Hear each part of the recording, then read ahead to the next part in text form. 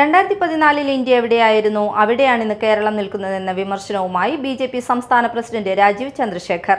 മോദി സർക്കാരിന്റെ വികസന പ്രവർത്തനങ്ങളിൽ പങ്കാളിയാകാതെ സംസ്ഥാന സർക്കാർ മുഖം തിരിക്കുകയാണെന്ന് രാജീവ് ചന്ദ്രശേഖർ കുറ്റപ്പെടുത്തി. ശ്രീനാരായണപുരം ആലയിൽ നടന്ന വികസിത കേരളം കൺവെൻഷൻ ഉദ്ഘാടനം ചെയ്യുന്നതിനിടെ സംസാരിക്കുകയായിരുന്നു അദ്ദേഹം.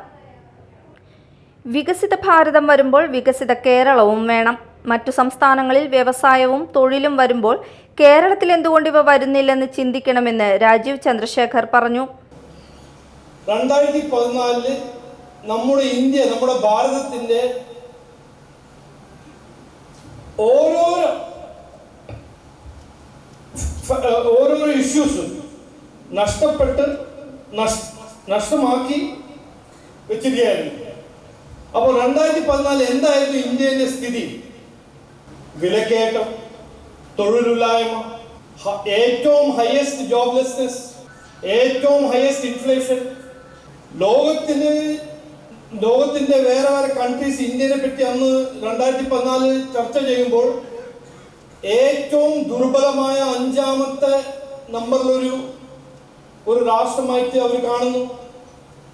ടെററിസം 26/11 അറ്റാക്ക് വരുമ്പോൾ ഇന്ത്യ, നമ്മുടെ നാട് ഇന്ത്യ ദുർബലമായ ഒരു സ്ഥിതിയിൽ ഒന്നും ചെയ്യാണ്ട് ഇങ്ങനെ ഇരിക്കുന്നു. ജനങ്ങളൊരു മാൻഡേറ്റ് കൊടുത്തു, ഇന്ത്യയിൽ മാറ്റം വരണം, ഈ ഇന്ത്യ ഞങ്ങൾക്ക് വേണ്ട.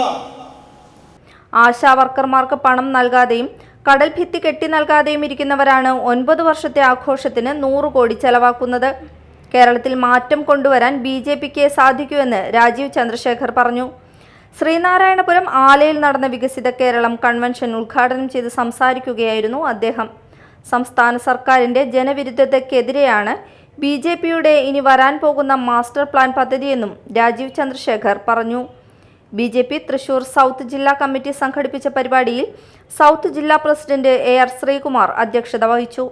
സംസ്ഥാന ജനറൽ സെക്രട്ടറി MT രമേശ്, സംസ്ഥാന സെക്രട്ടറിമാരായ advocate S Suresh, KP George, south ജില്ലാ ജനറൽ സെക്രട്ടറിമാരായ KP ഉണ്ണികൃഷ്ണൻ, കൃപേഷ് ചെമ്മണ്ട എന്നിവർ സംസാരിച്ചു. മുൻ ജില്ലാ president advocate KK Aneesh Kumar, സംസ്ഥാന secretary A Nagesh, Shajimon Vattekkat, Anoop Antony, Unnikrishnan, advocate B Gopalakrishnan, മധ്യമേഖലാ സംഘടനാ സെക്രട്ടറി KP സുരേഷ്, സന്തോഷ് ചെറാക്കുളം എന്നിവർ പങ്കെടുത്തു. Media time, Kodungallur.